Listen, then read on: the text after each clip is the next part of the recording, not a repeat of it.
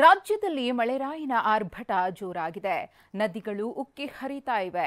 ಗ್ರಾಮಗಳು, ಹೆದ್ದಾರಿಗಳು ಜಲಾವೃತವಾಗಿದ್ದು ಜನರು ಪರದಾಡ್ತಿದ್ದಾರೆ. ಮತ್ತೊಂದು ಕಡೆ ಭೂಕುಸಿತ ಉಂಟಾಗ್ತಾ ಇದ್ರೆ ಚಿಕ್ಕಮಗಳೂರಿನಲ್ಲಿ ಫಾಲ್ಸ್ನಲ್ಲಿ ಹುಚ್ಚಾಟ ಆಡಿದ ಪ್ರವಾಸಿಗರಿಗೆ ಪೊಲೀಸರು ಬಿಸಿ ಮುಟ್ಟಿಸಿದ್ರು.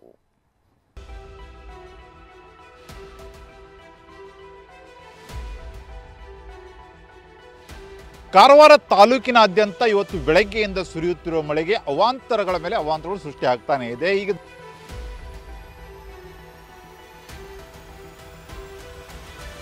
ನೀರು ತುಂಬಿಕೊಂಡಿದೆ. ಮೇವಿಂದ ಅದು ಈಗ ಸ್ವಲ್ಪ ಪ್ರಾಬ್ಲಮ್ ಆಗ್ತಿದೆ.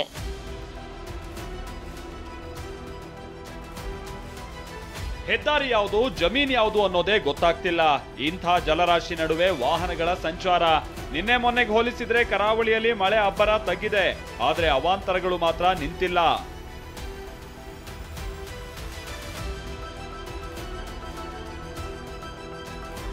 ಮಳೆ ಅಬ್ಬರ ಕಡಿಮೆಯಾದ್ರೂ ತಗ್ಗದ ಪ್ರವಾಹ. ಹೆದ್ದಾರಿ ಮುಳುಗಡೆ, ವಾಹನ ಸವಾರರು ಸರ್ಕಸ್. ಉತ್ತರ ಕನ್ನಡ ಜಿಲ್ಲೆಯಲ್ಲಿ ವಾರದಿಂದ ಭಾರೀ ಮಳೆ ಆಗ್ತಾ ಇದೆ. ಧಾರಾಕಾರ ಮಳೆಯಿಂದಾಗಿ ಕಾರವಾರದ ಕದಂಬ ನೌಕಾನೆಲೆ ಮುಂಭಾಗದ ರಾಷ್ಟ್ರೀಯ ಹೆದ್ದಾರಿ ಸಂಪೂರ್ಣ ಜಲಾವೃತವಾಗಿದೆ. ನೌಕಾನೆಲೆಯ ಅವೈಜ್ಞಾನಿಕ ಕಾಮಗಾರಿಯೇ ಈ ಅವಾಂತರಕ್ಕೆ ಕಾರಣ ಎನ್ನಲಾಗಿದೆ. ಉತ್ತರ ಕನ್ನಡ ಜಿಲ್ಲೆಯಲ್ಲಿ 7ನೇ ದಿನಕ್ಕೆ ಮಳೆಯ ಅಬ್ಬರ ಮುಂದುವರೆದಿದೆ ಅಂತ ಹೇಳ್ಬೋದಾಗಿದೆ. ಅದರ ಜೊತೆಗೆ ಮಳೆಯ ಅವಾಂತರಗಳು ಸಹಿತ ಹೆಚ್ಚಾಗ್ತಾ ಇದೆ. ಈಗ ನೀವು ದೃಶ್ಯದಲ್ಲಿ ನೋಡಬಹುದು, ಇದು ಉತ್ತರ ಕನ್ನಡ ಜಿಲ್ಲೆಯ ಕಾರವಾರ ತಾಲೂಕಿನ ನೌಕಾನೆಲೆಯ ಮುಂಭಾಗದ ರಸ್ತೆ. ಇದು ರಾಷ್ಟ್ರೀಯ ಹೆದ್ದಾರಿ 66. ರಾಷ್ಟ್ರೀಯ ಹೆದ್ದಾರಿ 66 ಪೂರ್ತಿಯಾಗಿ ಕೆರೆಯಂತಾಗಿದೆ. ನೀವು ದೃಶ್ಯದಲ್ಲಿ ನೋಡಬಹುದು. ಅದೇ ನೀರಿನಲ್ಲಿ ಇವಾಗ ಬಹಳಷ್ಟು ಸಾವಕಾಶವಾಗಿ ವಾಹನಗಳು ಸಂಚರಿಸ್ತವೆ. ರಾಷ್ಟ್ರೀಯ ಹೆದ್ದಾರಿ ಅಂದ ಮೇಲೆ ಬಹಳಷ್ಟು ವಾಹನಗಳು ಸಂಚರಿಸ್ತಾ ಇರ್ತವೆ. ಆದರೆ ಈಗ ನೀವು ದೃಶ್ಯದಲ್ಲಿ ನೋಡಬಹುದು, ಬಹಳಷ್ಟು ಸಾವಕಾಶ, ಒನ್ ವೇ ಅಷ್ಟೇ ಬಿಡ್ತಾ ಇದ್ದಾರೆ ಒಂದು ಸೈಡ್. ಯಾಕಂದರೆ ರಸ್ತೆಯ ಸೈಡ್ನಲ್ಲಿ ತಗ್ಗು ಪ್ರದೇಶ ಇದೆ. ಒಂದು ವೇಳೆ ಏನಾದರೂ ಆಯ ತಪ್ಪಿ ಬಿಟ್ಟರೆ ವಾಹನಗಳು ಪಲ್ಟಿಯಾಗುವಂಥ ಸಾಧ್ಯತೆ ಇರುತ್ತದೆ.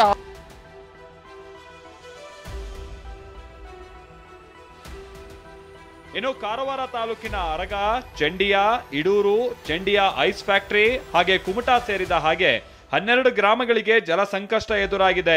ಪ್ರವಾಹದಲ್ಲಿ ಸಿಲುಕಿದವರನ್ನ ಎನ್ಡಿಆರ್ಎಫ್ ತಂಡ ರಕ್ಷಣೆ ಮಾಡಿದೆ. 100 ಜನ ಕಾಳಜಿ ಕೇಂದ್ರದಲ್ಲಿ ವಾಸ್ತವ್ಯ ಹೂಡಿದ್ದಾರೆ. ಸದ್ಯ ಮಳೆ ಕಡಿಮೆಯಾಗಿದ್ರೂ ಪ್ರವಾಹ ಮಾತ್ರ ತಗ್ತಾ ಇಲ್ಲ. ಊರಿಗೆ ಊರೇ ಮುಳುಗಿದ್ರು ಜನಪ್ರತಿನಿಧಿಗಳು ಸಮಸ್ಯೆ ಆಲಿಸೋದಕ್ಕೆ ಬಂದಿಲ್ಲ ಅಂತ ಸಂತ್ರಸ್ತರು ಕಿಡಿಕಾರಿದ್ರು.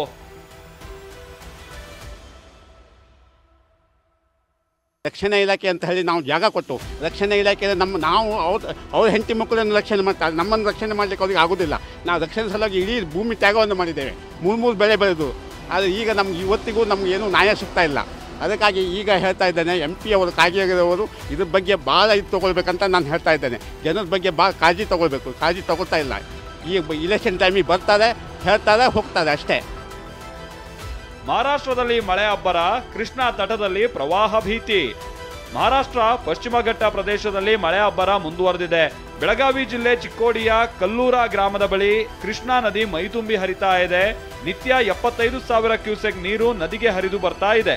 ಇದರಿಂದಾಗಿ ಚಿಕ್ಕೋಡಿಯಲ್ಲಿ ಕೃಷ್ಣಾ ನದಿ ತಟದಲ್ಲಿ ರೈತರಿಗೆ ಪ್ರವಾಹ ಭೀತಿ ಎದುರಾಗಿದೆ. ನದಿ ಅಕ್ಕಪಕ್ಕದ ಜಮೀನಿನ ರೈತರು ಮುನ್ನೆಚ್ಚರಿಕೆಯಾಗಿ ಪಂಪ್ ಸೆಟ್ಗಳನ್ನ ಸುರಕ್ಷಿತ ಸ್ಥಳಕ್ಕೆ ರವಾನಿಸಿದ್ರು. ಶುರುವಾಗಿದೆ. ನದಿ ಪಾತ್ರದಿಂದ ಹೊರಗೆ ಬಂದಿದೆ ಕೃಷ್ಣಾ ನದಿ ಹೊಳ್ಳಿ ನಮ್ಮ. ಆದ ಕಾರಣ ನಾವು ಮೋಟರ್ ಬಿಟ್ಟರೆ ಎಲ್ಲ ತೆಗಿತಿದ್ದೀವಿ ರೈತರು. ಈಗ ಗಡ್ಡೆಗಳು, ಸಾಕಷ್ಟು ಗಡ್ಡೆಗಳು ಮುನಿಗೆ ನೀರು ಪಾಲಾಗಿವೆ. ನಿರಂತರ ಮಳೆ, ಪುರಾತನ ಜೈನ ಬಸದಿ ಕುಸಿಯೋ ಭೀತಿ. ಇತ್ತ ದಕ್ಷಿಣ ಕನ್ನಡ ಜಿಲ್ಲೆಯಲ್ಲಿ ನಿರಂತರವಾಗಿ ಮಳೆಯಾಗ್ತಾ ಇದ್ದು ವಿವಿಧ ಕಡೆ ಭೂಕುಸಿತ ಉಂಟಾಗಿದೆ.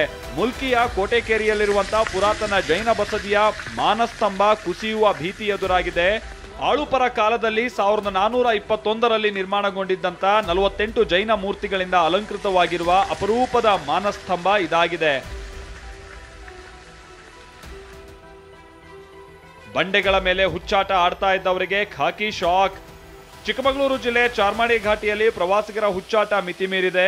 ಮಳೆಯಿಂದಾಗಿ ರಸ್ತೆ ಪಕ್ಕದಲ್ಲಿ ಫಾಲ್ಸ್ಗಳು ಸೃಷ್ಟಿಯಾಗಿದೆ. ಈ ಫಾಲ್ಸ್ಗಳ ಜಾರುವ ಬಂಡೆಗಳ ಮೇಲೆ ನಿಂತು ಪ್ರವಾಸಿಗರು ಮೋಜು ಮಸ್ತಿ ಮಾಡ್ತಾ ಇದ್ರು. ಹೀಗೆ ಹುಚ್ಚಾಟ ಆಡ್ತಾ ಇದ್ದವರಿಗೆ ಪೊಲೀಸರು ಬಿಸಿ ಮುಟ್ಟಿಸಿದ್ರು. ಅವರ ಬಟ್ಟೆಗಳನ್ನ ಪೊಲೀಸರು ತೆಗೆದುಕೊಂಡು ಹೋದ್ರು. ಈ ವೇಳೆ ಓಡೋಡಿ ಬಂದ ಯುವಕರು ಪೊಲೀಸ್ ಸಿಬ್ಬಂದಿ ಜೊತೆ ವಾಗ್ವಾದ ನಡೆಸಿದ್ರು. ಬಳಿಕ ಪ್ರವಾಸಿಗರಿಗೆ ಬುದ್ಧಿ ಹೇಳಿ ಎಚ್ಚರಿಕೆ ನೀಡಿ ಕಳಿಸ್ಕೊಟ್ರು.